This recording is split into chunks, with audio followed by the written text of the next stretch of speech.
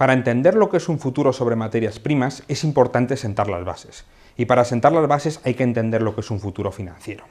Pues bien, un futuro financiero, lo primero que hay que decir es que no es más que el spot ajustado por el coste de oportunidad y por el vencimiento del futuro.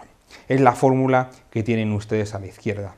El ejemplo de la derecha es muy bueno, o creo yo que es muy bueno, para entender que el futuro refleja lo que hace el spot ajustado al coste de oportunidad y al vencimiento del futuro. En la primera línea, el spot, el precio del activo, estaría o está a 10 y el futuro a un año está a 15. Si se da esta situación, ¿qué haría todo el mundo en mercado? Pues todo el mundo compraría spot a 10 y vendería futuro a un año a 15. Con lo cual, has comprado a 10 algo que en un año, que dentro de un año vas a vender a 15. Con lo cual el beneficio es de ¿qué? De un 50%. Todo el mundo haría esto. Si todo el mundo hace esto, por supuesto, el spot va a subir y el futuro va a bajar. En la segunda línea, ¿qué tenemos? Tenemos un spot a 10 y un futuro a 12. ¿Qué haría todo el mundo? Pues todo el mundo compraría spot a 10 y vendería futuro a 12, con lo cual tendría un beneficio, una ganancia de un 20% en un año. En la línea 3 que tenemos un spot a 10 y un futuro a 10,05. ¿Qué ganaríamos? Un 5%. ¿Compraríamos spot y venderíamos futuro para ganar un 5%? Pues depende de cómo estén los tipos de interés. Si los tipos de interés están superiores o son superiores al 5%, esto no lo haríamos, porque no cubre el coste de oportunidad. Si son inferiores al 5%, sí lo haríamos. Al final, como vemos en el ejemplo, el futuro, ¿cómo debe cotizar? ¿Qué precio debe tener? Pues el spot ajustado ¿a qué? Ajustado al coste de oportunidad. La fórmula de la izquierda, en definitiva. Es importante entender que los futuros sobre materias primas son muy similares a los futuros financieros que hemos estudiado anteriormente. Solo hay tres grandes diferencias. Uno es el coste de almacenamiento. Los futuros sobre materias primas tienen un coste de almacenamiento relevante. El coste de almacenamiento viene a ser similar al activo libre de riesgo. Similar en el sentido de que hace aumentar el precio del futuro, porque es un coste. ¿El activo libre de riesgo qué es? El coste de oportunidad. Pues bien, el coste de almacenamiento es un coste que hace aumentar, acrecentar el precio del futuro. La segunda diferencia entre futuro financiero y futuro sobre materias primas es el coste de conveniencia o el rendimiento de conveniencia, lo que llaman los ingleses el convenience yield. ¿El convenience yield qué es? El convenience yield sería algo que tú recibes por tener la materia prima física. Sería muy similar a un dividendo de una acción, a un dividendo de una empresa. Por lo tanto, disminuye el precio del futuro sobre materias primas. Por último, la última diferencia entre futuros financieros y futuros de materias primas es el contango y vanguardation.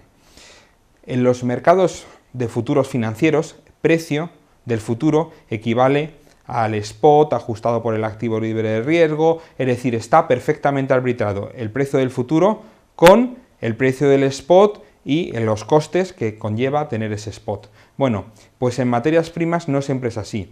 En muchas ocasiones, o en la mayoría de las ocasiones, los futuros sobre materias primas cotizan por encima de lo que teóricamente deberían cotizar o por debajo de lo que teóricamente deberían cotizar. Esto es así porque el arbitraje entre futuro y spot es mucho más complejo en materias primas que en activos físicos. Es mucho más difícil, por ejemplo, vender una materia prima física en corto y comprar un futuro que hacerlo con un activo financiero como la acción de Telefónica. Es importantísimo entender lo que es el contango y el vanguardation. ¿El contango qué es? El contango es cuanto a mayor vencimiento del futuro, mayor precio del mismo. Como se puede ver en la gráfica de la izquierda, abajo en el eje de X tenemos el vencimiento del futuro. Futuro a un año, futuro a 2 años, futuro a 3 años y arriba en el eje de Y tenemos el precio. Bueno, pues en este caso, a más vencimiento del futuro, mayor precio. En vanguardation ocurre exactamente lo contrario. Cuanto más vencimiento tiene un futuro, menor precio tiene.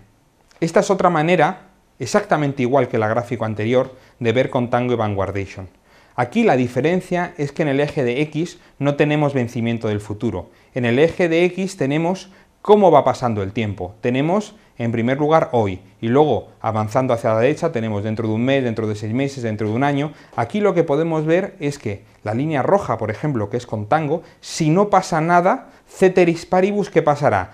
Que el precio del futuro irá convergiendo ¿hacia qué? Irá convergiendo hacia el precio del spot. Es decir, si compramos un futuro en contango, ¿Qué es lo que va a pasar? Pues si no pasa nada más, si la curva no se desplaza hacia arriba, si no pasa nada, al final lo que iremos es perdiendo dinero hasta obtener ¿qué? Hasta obtener el precio al que cotizaba el spot. Es decir, en contango, ceteris paribus, lo que estamos haciendo es perdiendo dinero. En Vanguardation, por otra parte, ocurre justamente lo contrario. El paso del tiempo, ceteris paribus, lo que nos hace es ganar dinero. La gráfica de la izquierda es, por así decirlo, una foto fija. Tienes precio del futuro en el eje de Y y en el eje de X tienes vencimiento del futuro. Te dice cuánto vale un futuro, un año, un futuro a 2 años, un futuro a 3 años. Va creciendo, porque está en contango en este caso, va creciendo el precio cuanto mayor vencimiento tenga el futuro. El gráfico de la derecha no es una foto fija, sino es cómo va a ir evolucionando el precio del futuro si compramos hoy un futuro, por ejemplo, a 3 años.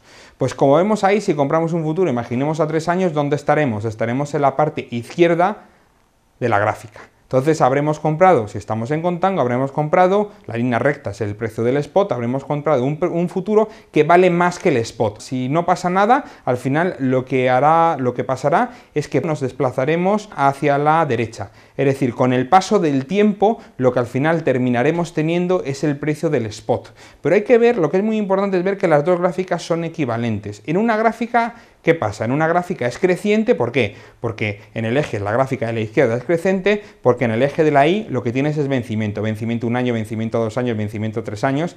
En la gráfica de la derecha es decreciente, ¿por qué? Porque es como si hoy te hubieses comprado, por ejemplo, un futuro a 3 años y luego ¿qué pasa dentro de un año? ¿Qué pasa dentro de 2? ¿Qué pasa dentro de 3? Que es cuando expira y ves que poco a poco va cayendo porque el precio va cayendo. Un índice sobre materias primas tendrá 3 fuentes de rendimiento. La primera fuente es cómo evolucione el spot, cómo evolucione la propia materia prima. La segunda fuente será el rolo. El rolo del futuro es, digamos, cuando antes de que te expire un futuro, vender el futuro antiguo y comprar un futuro nuevo. Bueno, pues el roll yield, el rendimiento del futuro, puede ser positivo o negativo. Será positivo si estamos en Vanguardation. ¿Por qué? Porque en Vanguardation se gana dinero por el mero paso del tiempo. Y será negativo el roll del futuro si estamos en contango. Esto es lo que se llama el rendimiento del rolo o el roll yield en inglés.